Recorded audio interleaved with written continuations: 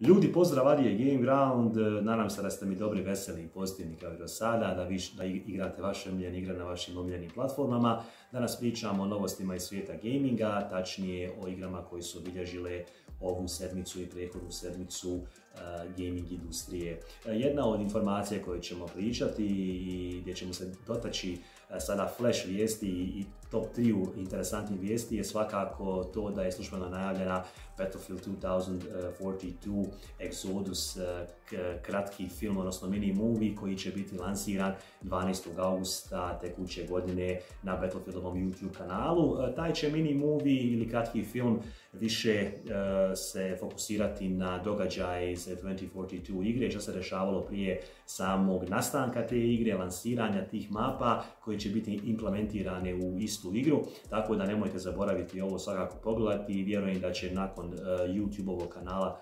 Battlefield da će to biti sve lansirano i da kažem kopirano na ostale kanale, tako da ne bi trebali to da fulite ukoliko pratite gaming industriju. Druga informacija koja je također interesantna tiče se GTA igara koji su od nastanka GTA prvoga dijela pa do dan danas prodane u 350 miliona primjeraka. Ovu informaciju je Take-Two Interactive preko svog financijskog izvještaja lansirao u širom svijeta na svim portalima, odnosno gdje su gaming novinari se dokopali tih informacija i bukvalno je to rasprostranjeno na svim portalima, kako balkanskim, tako i svjetskim poznatim portalima poput Game Informera, Poligona, Kotakua, GameSpota i tako dalje. Sama činjenica da je GTA 5 naslov prodan u 150 miliona primjeraka od 13. godine do 21. govori zaista da je Rockstar jedan od najuspješnijih firmi svih vremena i franšiza koja je najbolja svih vremena. I ako uzmemo u obzir da će GTA 5 sa nekim poboljšanim grafičkim teksturama izaći i za PlayStation 5 i za Xbox Series konzole, to nam govori da će brojke samo rasti, da to neće uopće stati, što je mislim zaista nevjerovatan podatak.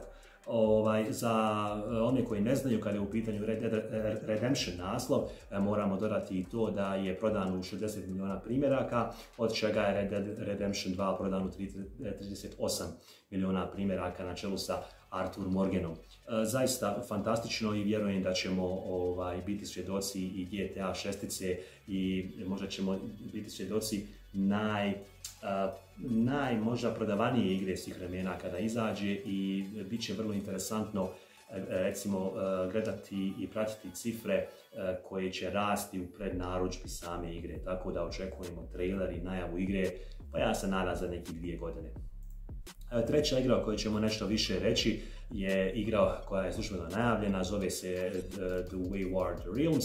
To će biti jedna igra koja će dobiti jedan novi žanr u svijetu gaminga, zvaće se Grand Open World RPG igra. To će dakle okarakterisati igre koje imaju ogromnu mapu gdje recimo Witcher 3, World of Warcraft i GTA zajedno sublimiranu u jednu celinu.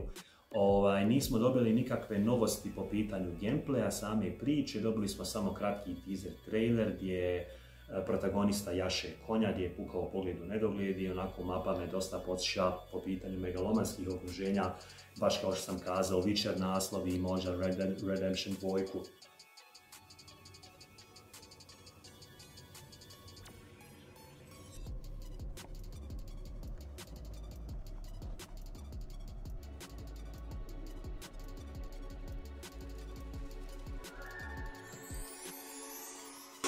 Mislim da će ona biti jako dobra igra, jer su mnogi gaming kritičari oslavljavali ovu igru i već poznavajući kako to One Last Game Studio radi u svojim prijašnjim projektima, već obećavaju i već ljudi imaju velika očekivanja kada je u pitanju ovaj naslov. Ja vjerujem da će opravdati očekivanja, ali opet ćemo sačekati naravno i gameplay da vidimo o čemu se zapravo igra radi. Ljudi, ovo je bio jedan kratki video prilog gdje smo rekli nešto više o 3 interesantnih vijesti. Ja se nadam da vam se video svidio. Ako vam se svidio video, lajkajte ga. Ako vam se svidio sveopći dojam Gameground kanala, subscribeajte ga.